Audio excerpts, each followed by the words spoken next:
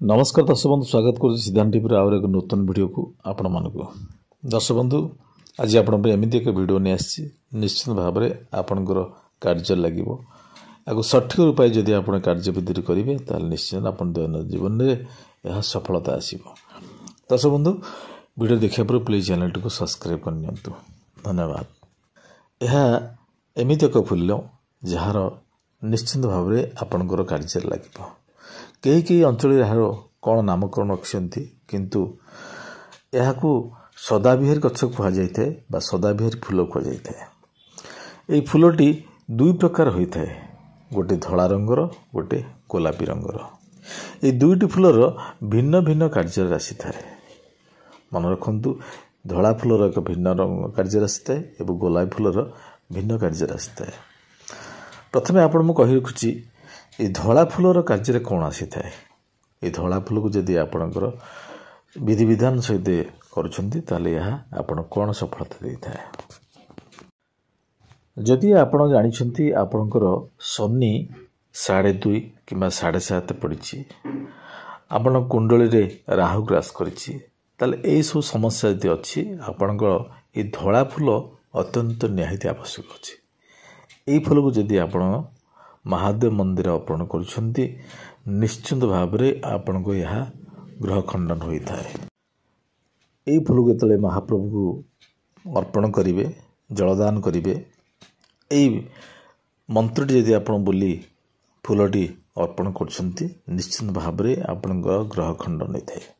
मंत्रटी यही भाव इदम अक्षतम ओम महादेवाय नमः। इदम अक्षतम ओम महादेवाय नमः। यही मंत्रटी यदि आप जप कर फूल अर्पण कर निश्चित भाव में आपणकर यही ग्रह खंडन होता है।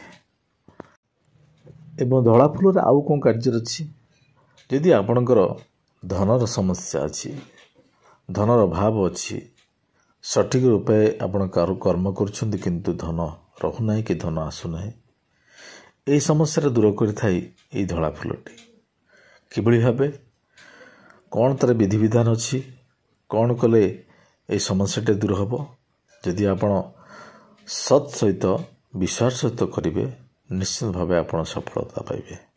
कौन करिया पड़िबो आप धला फूलटी शुक्रवार दिन मन रखु धला फूल को शुक्रवार दिन 27 फूल तोड़े 27 फूल तोड़े शुक्रवार दिन धला फूल क्यों समय रे आपणकर सूर्य अस्त हवा पर मन रखु सूर्य अस्त पर 27 फूल तोड़ू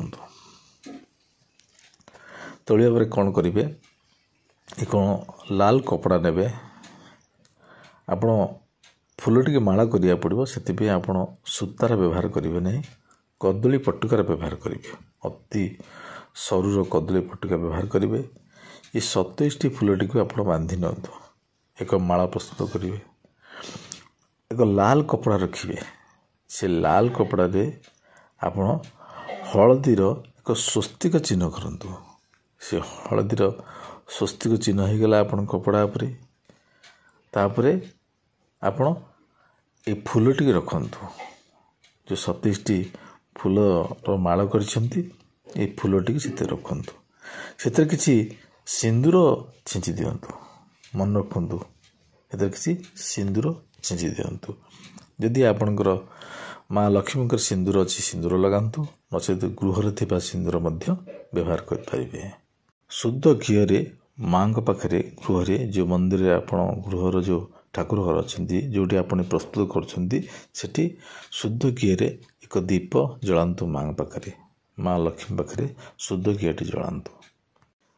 यह प्रस्तुत समय बा आपणकर यही सब पुटुलटी प्रस्तुत कले यही समय आपण माँ लक्ष्मी 40 पठन करंतु मन करंतु माँ लक्ष्मी 40 पठन करंतु एवं ये जो पुटुलटी प्रस्तुत करछंती एतिरे आपण 27 अरुआ चाउल पकांतु 27 अरुआ चाउल पकईदेले एवं ये पुटुलटी को बांधि नियंतु बांधिकी से कदली पुटक बांधिक गुड़ेकी आप माँ लक्ष्मी पाद पद्म ରଖିଦିଅନ୍ତୁ।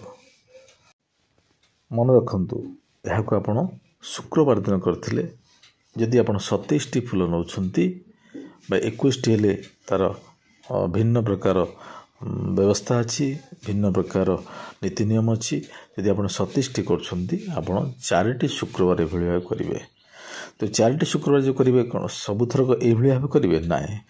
ଯେଉଁ ପୁଟୁଳିଟି ଆପଣ ପ୍ରସ୍ତୁତ କରିଛନ୍ତି ସେ ପୁଟୁଳିଟି ଆଣି ପୁନର୍ବାର କେବଳ ଫୁଲର ମାଳ ପ୍ରସ୍ତୁତ ରଖନ୍ତୁ ଏବଂ ସେଥିରେ ସିନ୍ଦୁର ଛିଞ୍ଚି ଦିଅନ୍ତୁ। ପୁଣି ପୁନର୍ବାର ତାକୁ ବାନ୍ଧି ମାଆଙ୍କର ପାଦ ତଳେ ରଖିଦିଅନ୍ତୁ। ଶେଷ ଦିବସରେ କ'ଣ କରିବେ ନା ଏଇ ଯେଉଁ ପୁଟୁଳି ପ୍ରସ୍ତୁତ ହୋଇଯାଇଛି ମାଆଙ୍କର ପାଦ ମଧ୍ୟ ରହିଲା, ତା ପୁନର୍ବାର ଦିନ ଆପଣଙ୍କର ଗୃହର ପରିସର ଭିତରେ, ଆପଣଙ୍କ ବାଡ଼ି ବଗିଚା ଭିତରେ ଏହାକୁ ଆପଣ ମାଟି ଖୋଳି 1 ଫୁଟରୁ 2 ଫୁଟର ମାଟି ଖୋଳି ଏହି ପୋଟଳଟିକୁ ପୋତି ନିଅନ୍ତୁ। ଦେଖିବେ ଦର୍ଶକ ବନ୍ଧୁ, ବିଶ୍ୱାସର ସହିତ କରନ୍ତୁ। ଆପଣଙ୍କର ଯାହାର ଧନର ସମସ୍ୟା ଅଛି ନିଶ୍ଚିନ୍ତ ଭାବେ ଧୀରେ ଧୀରେ ପରିବର୍ତ୍ତନ ହେଇ ଆପଣଙ୍କ ଜୀବନରେ ଏକ ସୁଖର ସମୃଦ୍ଧି ନେଇ ଆସିବ। ଏକ ମନ ଆପଣଙ୍କର ସଦାସର୍ବଦା ଖୁସି ରହିବ, ଧନର ଅଭାବ ରହିବ ନାହିଁ। କେଉଁଠି ନା କେଉଁଠି ଆପଣଙ୍କୁ ରହିଥିବା ଧନ ବା ନା କିମ୍ବା ନୂତନ ଆସୁଥିବା ଧନ ନିଶ୍ଚିନ୍ତ ଭାବରେ ଆପଣଙ୍କ ପାଖକୁ ଆସିବ। ମା ଲକ୍ଷ୍ମୀଙ୍କର ସ୍ଥିର ବାସ ରହିବ। ଏଇଭଳି ଭାବରେ ଯଦି ଆପଣ କରୁଛନ୍ତି ମାଆଙ୍କର ସ୍ଥିର ବାସ ଆପଣଙ୍କ ଗୃହ ରହିବ। ଦର୍ଶକ ବନ୍ଧୁ ଏହା କରିକି ନିଅନ୍ତୁ, ଦେଖିବେ ସଫଳତା ନିଶ୍ଚିନ୍ତ ପାଇବେ। ଯଦି ମନକୁ ଛୁଇଁଥିବ ଭିଡ଼ିଓଟି ନିଶ୍ଚିତ ଭାବରେ ଆପଣ ଏହାକୁ ଲାଇକ୍, କମେଣ୍ଟ, ସେୟାର କରିବାକୁ ଆଦୌ ଭୁଲିବେନି। ଜୟ ଜଗନ୍ନାଥ।